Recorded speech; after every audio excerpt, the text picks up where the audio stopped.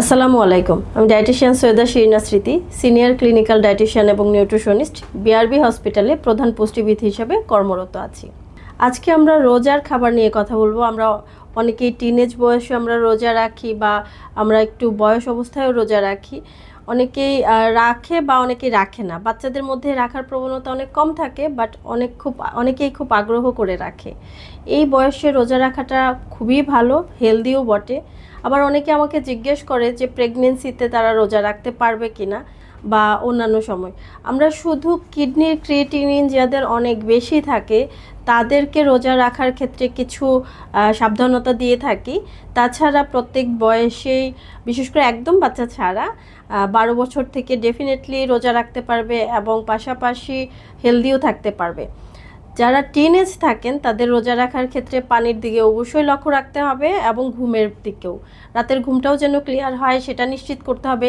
সারাদিনে যে খাবারটুকু আপনি খেতেন সেটাই ইফতার থেকে সেহরি পর্যন্ত আপনাকে বজায় রাখতে হবে এবং সেটা ব্যালেন্স ওয়েতে খাওয়াটাই সবচেয়ে জরুরি। ধরুন আপনি ইফতার করছেন, ইফতারিতে অবশ্যই সারাদিন রোজা রাখার পরে আপনি ডিহাইড্রেট থাকবেন। এক গ্লাস পানি থেকে শুরু করাই বেস্ট আইডিয়া। চাইলে ডাবের পানি বা শরবত রাখতে পারেন বা ফলের রস রাখতে পারেন। শরবতের মধ্যে আর্টিফিশিয়াল শরবত বা ওটার মধ্যে অতিরিক্ত চিনি না অ্যাড করাই ভালো। এইটা না করে আমরা যদি একটু ন্যাচারাল ফ্রুট জুস অথবা ডাবের পানি অথবা চিড়ার শরবত, দইয়ের শরবত এগুলোর দিকে লক্ষ্য রাখি, তাহলে আমাদের পেটটাও ঠান্ডা থাকে, আমরা সুস্থ থাকি, আমাদের গ্যাস ফর্মের সমস্যাটাও কম হয়। চাইলে অনেকে লেবু পানিও নিতে পারেন, কিন্তু একদমই রোজার পরপরই রোজা ভেঙেই লেবু পানির চেয়ে আগে 1-2 পিস খেজুর খেয়ে নিতে পারেন, যেটা আপনার স্বাস্থ্যের জন্য ভালো হবে, ইজিলি অ্যাবজর্পশন হবে। আপনার যে রোগই থাকুক না কেন বা আপনি যে বয়সেই থাকেন না কেন, সারাদিন রোজা রাখার পরে 1 থেকে 2 পিস খেজুর আপনি ইজিলি খেতে পারবেন, যেটা শরীরের জন্য ভালো। খেজুরে পর্যাপ্ত পরিমাণে ন্যাচারাল সুগার থাকে, ফাইবার থাকে, প্রচুর পরিমাণে অ্যান্টিঅক্সিডেন্ট, ভিটামিন এবং মিনারেলস থাকে, যেগুলো ইজিলি আমাদের শরীরে অ্যাবজর্ব হয় এবং আস্তে আস্তে সেটা ভেঙে সুগারটা আস্তে আস্তে বাড়ে, যেটা আমাদের জন্য উপকারী এবং আমাদের শরীর ভালো থাকে। সুগার হঠাৎ করে স্পাইক করে না।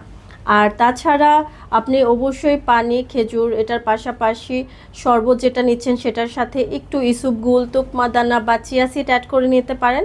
সেটা আমাদের পেটের জন্য ভালো, ফাইবারটা রিচ হলো, যেটা আপনার গ্যাস্ট্রিকের সমস্যা করা থেকে বিরত রাখবে। প্রচুর পরিমাণে ভাজা পোড়া এই সময় না খাওয়াই ভালো। প্রচুর পরিমাণে ভাজা পোড়া খেলে আপনার ব্লোটিংয়ের সমস্যা থাকতে পারে, গ্যাস হতে পারে, পেট ফোলা ভাব বা পেটে ব্যথা, এই সমস্যাগুলো অনেক দেখা যায়। তো ভাজা পোড়া না খেয়ে যদি ছোলা খেতে চান ডেফিনেটলি খেতে পারবেন। ছোলা সিদ্ধ করে একটু সালাদ দিয়ে মাখা করে নিতে পারেন, সাদা মুড়ি খেতে পারেন বা একটু বড়াও খাওয়া যায় মাঝে সাঝে, কিন্তু খাবারের পর খাওয়াটা ভালো। প্রথমে আপনি পানি নিচ্ছেন, খেজুর নিচ্ছেন, শরবত নিচ্ছেন বা ফ্রুট জুস নিচ্ছেন, তারপর একটু দই চিড়া হওয়াটা বেশি ভালো বা স্যুপ হতে পারে। তো এগুলো খেয়ে সামান্য পরিমাণে মাখা খেলে খুব একটা প্রবলেম হবে না, বাট পরিমাণ একটু বাড়লেই কিন্তু আপনার গ্যাসের সমস্যা বা অন্যান্য কমপ্লিকেশন হতে পারে। টিনেজদের ক্ষেত্রে অবশ্যই এই জিনিসগুলো লক্ষ্য রাখবেন যে পানিটা ওনারা বজায় রাখে, খাবারটা লাইট খায়, অতিরিক্ত না খেয়ে ফেলে। লাইট খেয়ে নামাজটা পড়ে ডিনারটা কমপ্লিট করা ভালো। ডিনার আর নামাজের পরে, ডিনার কমপ্লিট করার আগে একটু গ্যাপ দিয়ে নিতে পারে, 1 ঘন্টা গ্যাপ দিয়ে নিয়ে তারা যদি ডিনারটা করে তাহলে তারা সুস্থ থাকে।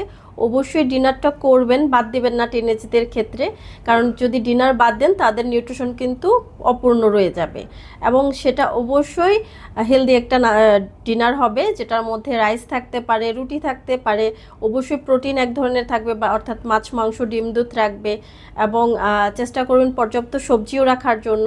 এই সময় সবজিটা, ডালটা রাখাটা ভালো। আর পানি যেন অবশ্যই নিশ্চিত করে সারা দিনে অন্তত পক্ষে 2 থেকে 2.5 লিটার পানি অবশ্যই নিশ্চিত করতে হবে, 3 লিটার হতে পারলে ভালো।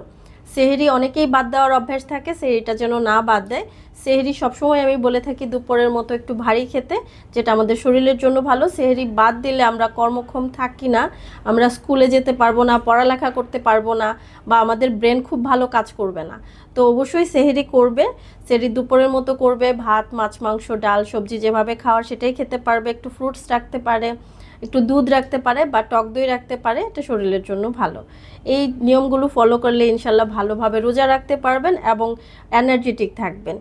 অনেক বাবা মারা আছে যে বাচ্চাদেরকে একটু বেশি আদর করে রোজা রাখতে দেয় না, বা অনেক বাচ্চারাও আছে যারা রোজা রাখতে চায় না। যদি তাদের ক্যালোরি এবং সারাদিন কর্মক্ষম থাকা, পানি এবং খাবার ব্যালেন্স ঠিক রাখে, তাহলে রোজা রাখাটা তাদের জন্য খুবই ইজি এবং খুবই ভালো। রোজা রাখতে পারে। রোজা রাখলে আমাদের শরীর থেকে যে টক্সিনগুলো আছে, যে বিষগুলো থাকে, সেটা কিন্তু দূর হয়ে যায়। তো অবশ্যই রোজা রাখতে পারবে। রোজা রাখা ভালো, কিন্তু সারাদিনের খাবারগুলো মেনটেন করে, সারাদিনে যে খাবারগুলো খেতেন সেটাই সেহরি থেকে ইফতার পর্যন্ত, অর্থাৎ ইফতারি থেকে সেহরি পর্যন্ত মেনটেন করে এবং পানির ব্যালেন্স করে রোজা রাখাটা তাদের শরীরের জন্য ভালো। অবশ্যই চেষ্টা করবেন রাখতে, যেটা আমাদের শরীরের জন্য এবং রোগ প্রতিরোধ ক্ষমতা বাড়ানোর জন্য খুবই উপকারী হয়ে থাকে।